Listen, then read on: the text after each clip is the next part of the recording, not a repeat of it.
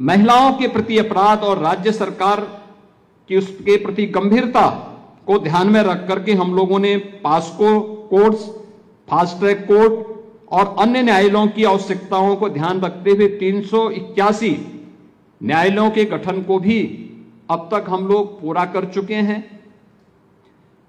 केंद्र सरकार के द्वारा जो कोर्ट रूम एवं आवासीय निर्माण के लिए भी धनराशि समय समय पर जारी की जाती है, वह 2023-24 में 148 करोड़, 2024-25 में 239 करोड़, 2025-26 में अब तक 75 करोड़ से अधिक की धनराशि राज्य सरकार जारी कर चुकी है। जनपदीय न्यायालयों में सीसीटीवी कैमरा और अन्य सुरक्षा उपकरणों के लिए 92 करोड़ रुपए से अधिक की प्रशासनिक और वित्तीय स्वीकृति पहले ही जारी की जा चुकी है। फायर फाइटिंग आदि की स्थापना के लिए 59 जनपदों के लिए अब तक 19 करोड़ रुपए से अधिक की धनराशि भी अमुक्त की जा चुकी है। तो यहां पर हमारे न्यायिक संघ के प्रदेश के अध्यक्ष जी ने कहा था कि द्वितीय राष्ट्रीय न्यायिक वेतन आयोग को उत्तर प्रदेश ने पूर्ण रूप से लागू कर दिया है और देश के उन राज्यों में है जिन्होंने पहले लागू करने वाले अग्रणी राज्यों में से उत्तर प्रदेश है, जिसमें न्यायिक अधिकारियों के वेतन भत्तों के एरियर के भुगतान हेतु 1092 करोड़ 37 लाख रुपए के अधिक की राशि को भी राज्य सरकार ने अपनी स्वीकृति दी है।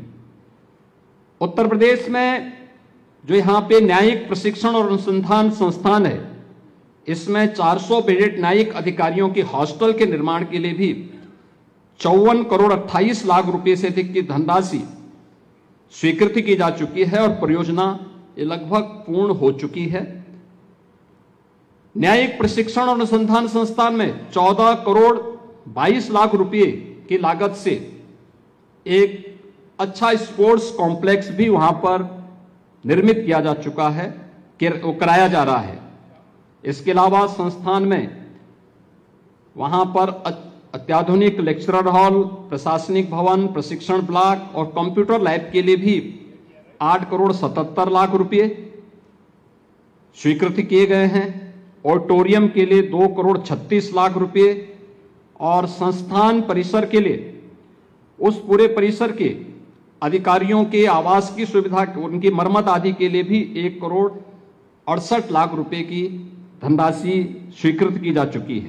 आचार्य चाणक्य ने एक बात कही थी कि कोई भी राष्ट्र बाह्य रूप से असुरक्षित हो और आंतरिक रूप से उसमें अगर उपद्रव हो तो राष्ट्र अराजक कहलाता है, और अराजक राष्ट्र बहुत शीघ्र समाप्त हो जाता है। यानी अराजक राष्ट्र की स्थिति वैसे ही होती है जैसे आज आप पाकिस्तान की स्थिति देखते होंगे। पूरी तरह अंदर से खोखला हो चुका है, अस्त व्यस्त हो चुका है।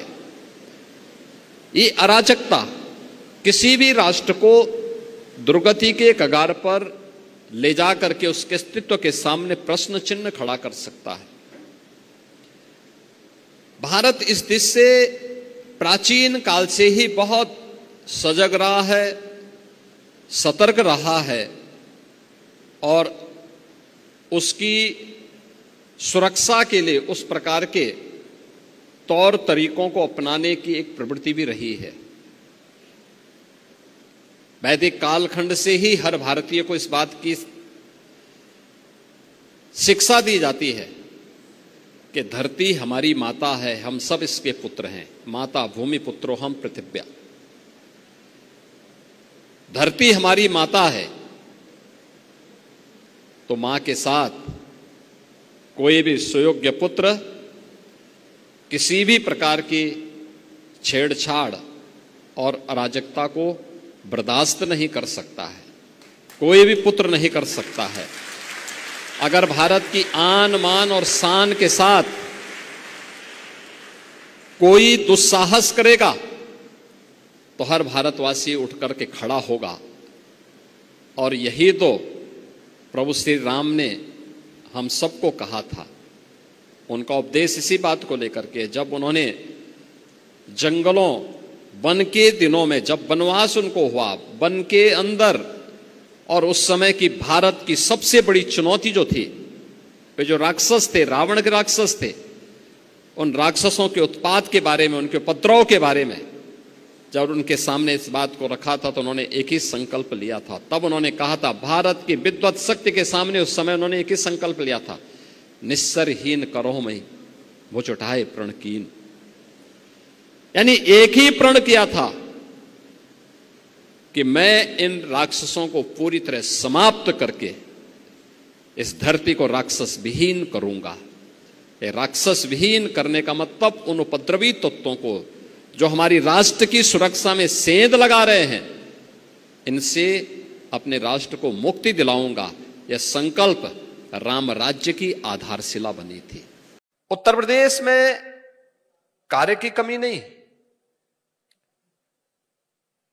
कार्य की भी कमी नहीं है और मानव संसाधन की भी कमी नहीं है। हमारे पास स्केल है, लेकिन उस स्केल को स्किल में बदलने के लिए ही ये सभी प्रयास प्रारंभ किए गए हैं, जिसके अंतर्गत प्रदेश सरकार 2 करोड़ युवाओं को डिजिटली सक्षम बनाने के लिए स्मार्टफोन और टैबलेट उपलब्ध करा रही है। 50 लाख युवाओं को अब तक हम उपलब्ध करा चुके हैं।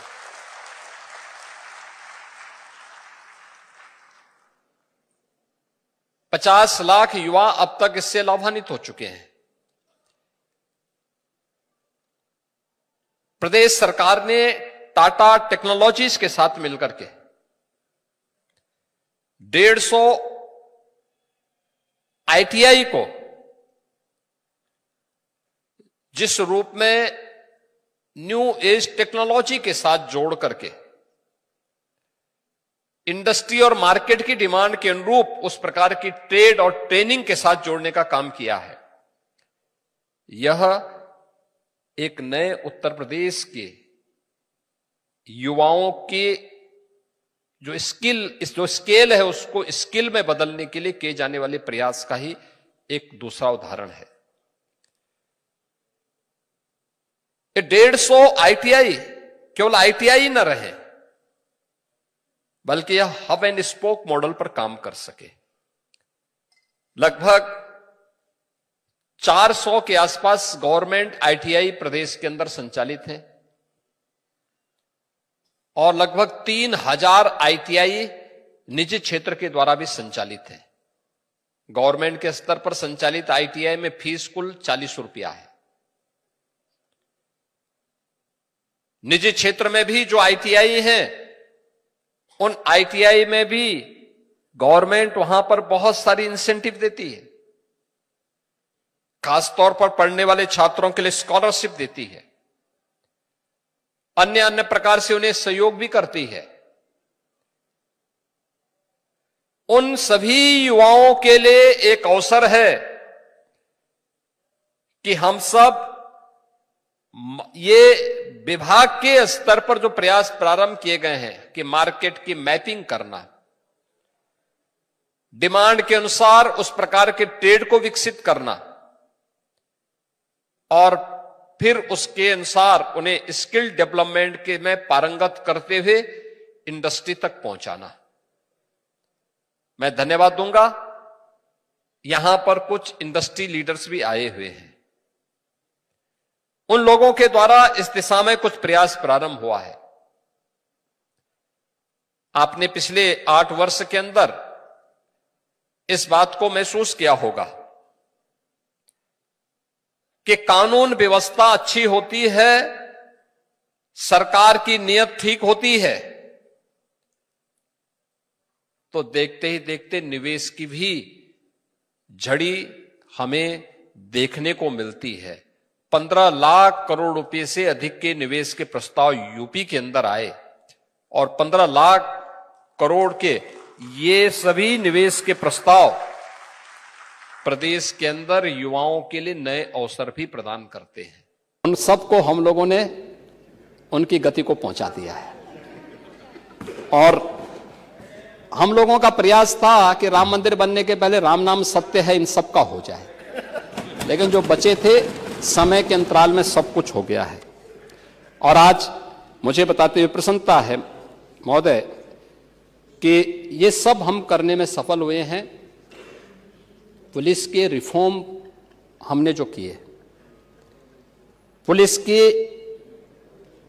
सुविधाओं में जो बढ़ोतरी की, उनकी ट्रेनिंग को बेहतर की, ये वही प्रदेश था जहां पहले अपराधी दौड़ाता था, पुलिस भागती थी और